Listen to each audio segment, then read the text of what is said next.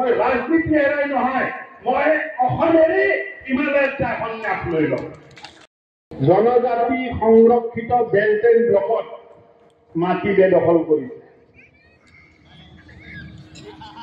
দেৱব্ৰত শইকীয়া ডাঙৰীয়াক মই জনাব বিচাৰিছো, মই প্ৰত্যাহ্বান জনাব বিচাৰিছো, তেখেতে প্ৰমাণ কৰক মই বা মোৰ পৰিয়ালৰ 1 ইঞ্চ মাটিও যদি ট্ৰাইবেল বেল্ট এণ্ড ব্লকত আছে, মই ৰাজনীতি এৰাই নহয়, মই অসমেৰে হিমালয়ত যায় সন্ন্যাস লৈ লম। কিন্তু তেখেতে প্ৰমাণ দিব লাগিব, আৰু যদি প্ৰমাণ দিব নোৱাৰে তেখেতে অসমৰ ৰাইজৰ ওচৰত মাফ খুজিব লাগিব। এই প্ৰত্যাহ্বান মই জনাইছো।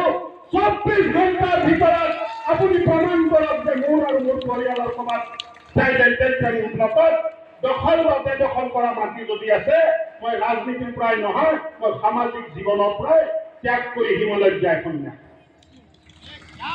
আৰু আপুনি যদি প্ৰমাণ কৰিব নোৱাৰে, আপুনি অসমৰ ৰাইজৰ ওপৰত মাফ খুজিব লাগিব।